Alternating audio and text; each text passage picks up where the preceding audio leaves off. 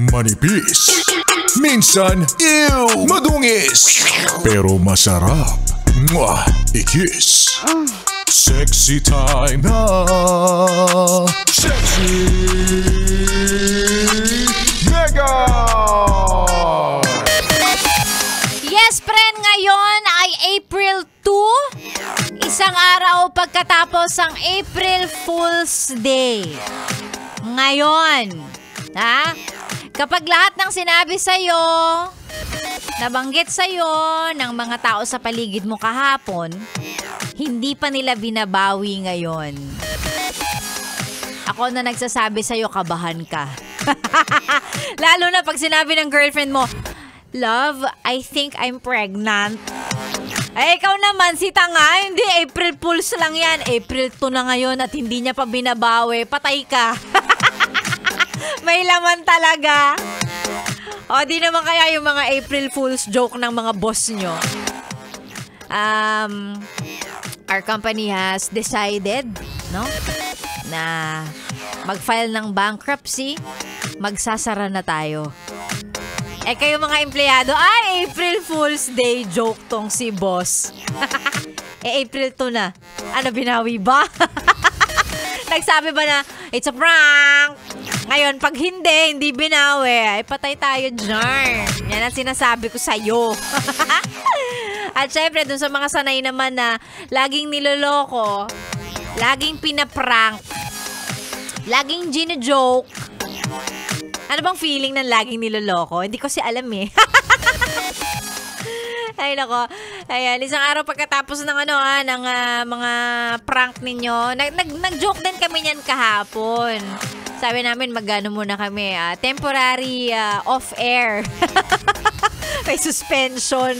Na actually, isang suspension na hindi naman malabong mangyari. Sa dami ng kabastusan ng mga pinag-a-upload namin, hindi ako magugulat, ha?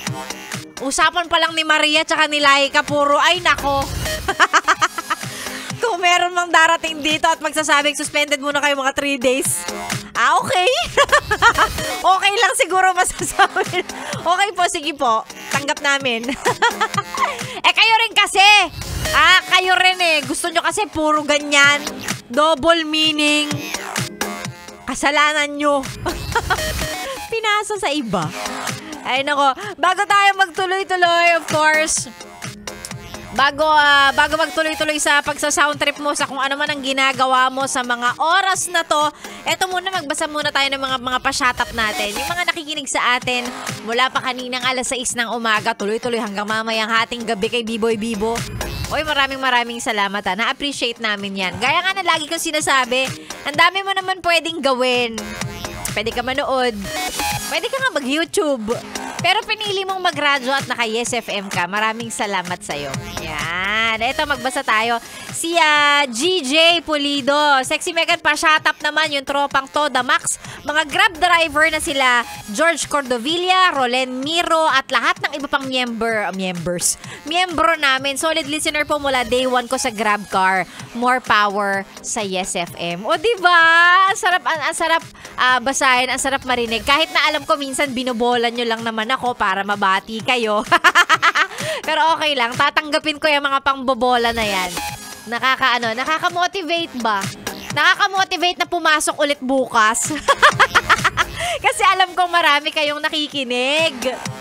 Oh, eto pa, si Carla. Kwento ko lang, kanina hinahanap ko yung charger ng cute kong radio. Hindi ko mahanap.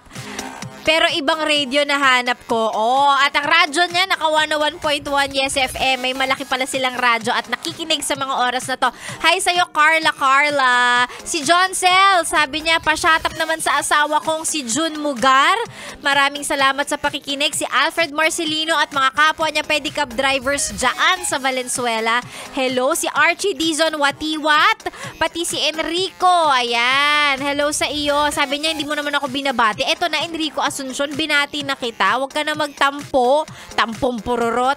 Ito din kay Francis. Ayan yung mga Grab drivers talaga na nakikinig sa atin. Maghintay lang kayo. May papromo tayo ha. May papromo kami para sa inyo. Malapit na yan. Abangan nyo lang ha. Maraming salamat. Si Sexy Megan magbabalik ulit bukas. Huwag niyo pong kalimutang i-follow at i-like lahat ng mga social media accounts namin para kung ano man ang meron kami, may promo kami, may i-upload kami kung ano-anong kabastusan, makikita nyo kagad, di ba? Handang-handa kayo. Like agad, share, ganon. Ayan. And of course, ito din pa-shoutout kay Joey Marquez ng Enersen NCR. Talaga ba? Pati kay Captain Sales. Hi, Captain Sales. Hello po and good morning sa inyo dyan sa Enersen NCR, dyan sa Philippine Navy. Hello po and good morning. Maraming salamat. I'll see you guys again tomorrow, alas 9 hanggang tanghali, kasama ang pinaka-sexy sa umaga. Sexy Megan, dito lang sa 101.1 Yes FM. Something, girl.